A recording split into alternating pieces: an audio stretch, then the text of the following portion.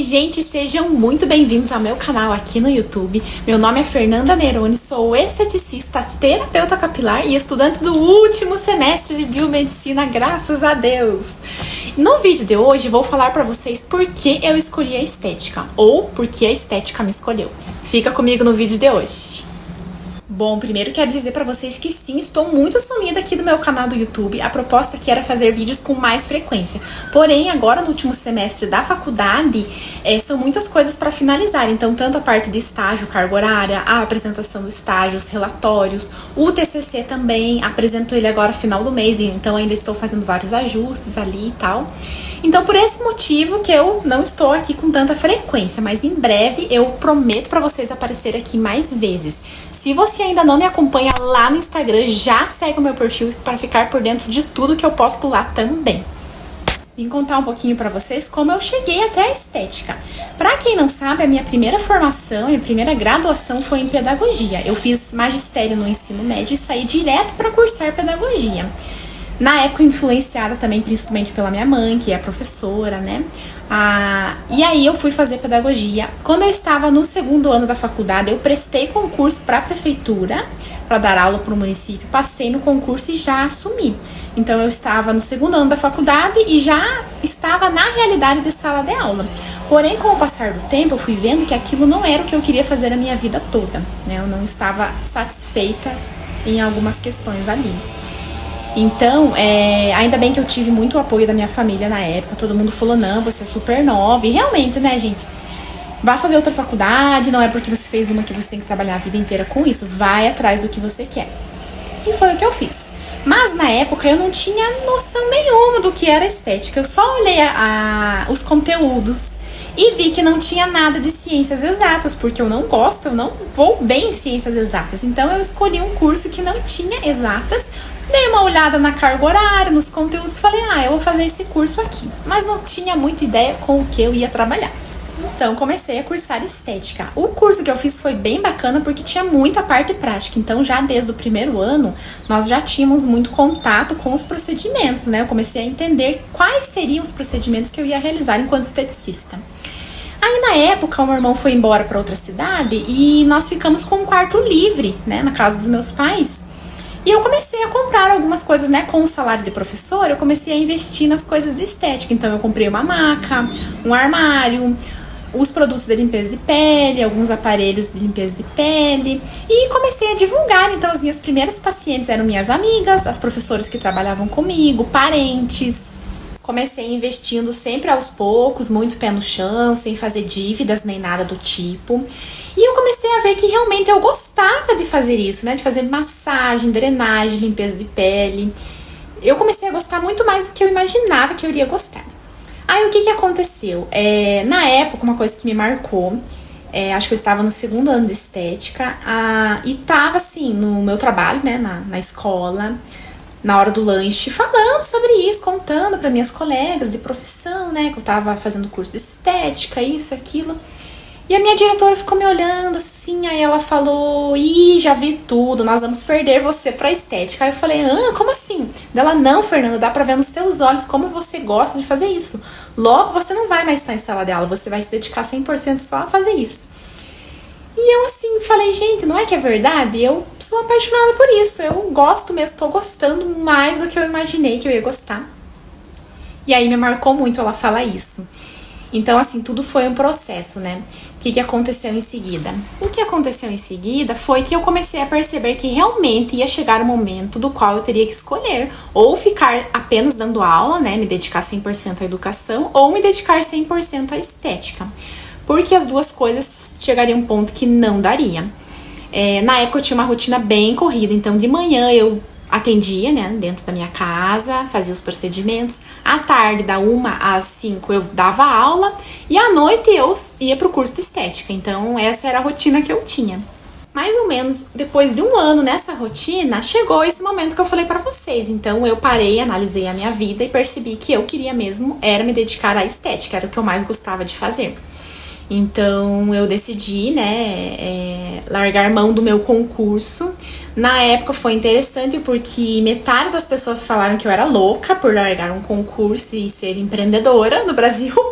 E a outra metade falou assim, nossa, você é muito corajosa, vai lá, vai dar certo, você tem potencial. Então, 50%, 50%, mas eu fui seguir os meus sonhos e os meus desejos, né? E eu falo que por mais difícil que tenha sido no início, e sempre é difícil para quem é empreendedor, sempre são, né, novos desafios, eu não me arrependo em nenhum momento de ter seguido a estética. Não posso deixar de comentar aqui as mudanças de cidade, né, que foram acontecendo aí na minha trajetória, junto com essa mudança de profissão. Então, quando eu larguei o concurso em Guarapuava, Paraná, eu já me mudei para Santa Catarina, cidade de Itapema, e fui com um contrato para dar aula por mais um ano. Então, por quê? Por conta de ter uma estabilidade financeira, por conta de estar mudando de cidade, né? Mas eu já peguei também um emprego numa clínica de estética e spa, então eu ainda por mais um ano fiquei nessa jornada dupla, pra vocês verem como nunca é fácil, né? A decisão ela vem, mas às vezes por mais um tempo você ainda precisa manter aquilo, que foi o que eu fiz, né? Por conta mesmo do financeiro. A experiência na clínica de estética foi muito boa, por quê? Uma vez uma professora falou assim pra mim, e eu não esqueci, ela falou: não saiam da faculdade e já abram o negócio de vocês, vão trabalhar para alguém primeiro, porque essa experiência é muito enriquecedora. Primeiro para você ver como é realmente a prática clínica, o dia a dia, como é feita a gestão, porque gostar de estética não basta. Ah, eu só vou fazer aparelho o dia inteiro, fazer procedimentos. Quando você tem uma clínica sua, um espaço seu, são muito mais coisas que vêm junto com isso. Então, trabalhar para alguém primeiro foi uma experiência muito boa que eu tive. Aprender a mexer em vários aparelhos também, cliente o dia inteiro, colegas de profissão, tudo isso foi muito enriquecedor. Depois de trabalhar um tempo, então, para alguém, né, numa clínica, eu comecei a me sentir, então, preparada para ter um espaço meu. E aí eu me mudei novamente de cidade, eu fui parar em Ponta Grossa, no Paraná. Cheguei lá e já abri a minha clínica, da qual eu tenho muita saudade diária, das pacientes também, fiz muitas amizades. Era um espaço no qual eu me sentia muito bem, atendi a todos da melhor forma possível, aprendi muito em 4 anos que eu fiquei lá. E aí é o que eu falei pra vocês, né, a questão de fazer os procedimentos, fazer a gestão, estoque, tudo que uma clínica demanda, né? Então você tem que parar e pensar mesmo se é isso que você quer, se você está preparado. E se você não estiver preparado, mas quiser, corra atrás, estude muito, peça opinião para quem entende do assunto e vai-se embora. E, inclusive, no meio desses 4 anos em que eu fiquei em Ponta Grossa com a minha clínica, nós tivemos a pandemia do Covid-19, que foi, então, mais aí um grande desafio, né, que nós passamos. O que começou a acontecer, então? Eu trabalhava uma jornada de 10, 12 horas por dia. E eu comecei a perceber que eu não tinha tempo, não é que não tinha tempo, mas realmente, uma pessoa que trabalha essa quantidade de horas por dia, que tempo que sobra para estudar? Né? Trabalhava aos sábados também, feriados, trabalhei muitos feriados. E eu comecei a perceber que surgiam técnicas novas, protocolos novos, e eu nunca estava por dentro de nada, porque eu só trabalhava e não tinha tempo para lazer, família, enfim, né? Outra coisa, muitos pacientes perguntavam: você não faz botox? Você não faz preenchimento? Você não faz isso, não faz aquilo? E eu nunca fazia nada, só fazia sempre as mesmas coisas. Isso começou a me colocar num estado assim também de insatisfação. Aí na época meu marido, que era meu namorado, né, foi o principal incentivador, falou: Fer, vai fazer a faculdade de biomedicina para você passar a fazer outros procedimentos estéticos também. E aí foi o que eu fiz. E aí olha como o tempo passa rápido, então 4 anos eu termino agora, mês de dezembro eu finalizo a faculdade e começo a fazer esses procedimentos estéticos injetáveis, os quais as pessoas hoje procuram bastante, né? No meio dessa jornada surgiu mais um desafio. Começo desse ano, eu tive uma experiência, na verdade, ano passado, numa clínica de estética, né? Um estágio que eu fiz com uma profissional tricologista. E eu jamais imaginava, até acho que a minha irmã na época falou: é uma área legal, e eu não vou trabalhar com isso. Olha como a gente morde a língua. Mas fazendo estágio com uma tricologista e vendo ela fazer esses procedimentos, trabalhar com isso, né, com essas queixas capilares o dia todo, me despertou também o interesse por essa área da estética, a qual vem crescendo muito, principalmente depois do Covid, né? Por conta das pessoas perderem muito cabelo, né? Por conta da doença, até mesmo a dengue agora mais recente. E eu comecei a me dedicar também à tricologia, né? Fazendo cursos, me especializando, lendo, estudando. É um universo à parte, assim, muito grande, o qual você não pode parar de estudar. Por que eu falo que a estética me escolheu? Porque ao longo, né, agora fizeram 7 anos que eu sou formada. Eu percebi que não é só um atendimento, não é só um embelezamento, não é só você deixar a pessoa mais bonita, com a autoestima mais elevada. Você trabalha também com saúde. São muitas vidas que você impacta através das suas mãos.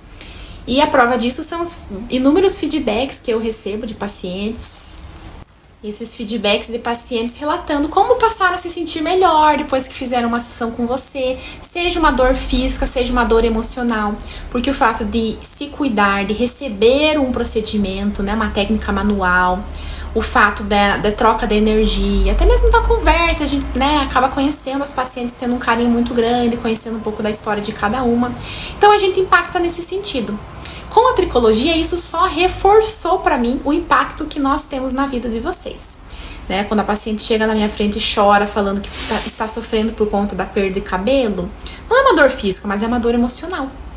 E saber que eu posso, através do meu trabalho, ajudar, de certa forma, né, amenizar essas queixas, esses problemas, eu falo que a estética me escolheu por conta disso. Então, é muito gratificante você poder proporcionar isso às pessoas. E os desafios, eles são diários, né? Então agora, me formando em biomedicina estética, o que vai acontecer, né? Eu também vou continuar aí fazendo as especializações, os cursos, sempre o que surge, né?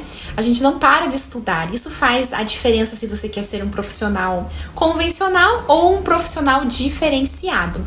E eu estou aqui para te ajudar também, se você é profissional da área, para te incentivar, né? A correr atrás, fazer sua parte, mas também se dedicar, né? Que o resultado ele vem. Tá bom, gente? É isso.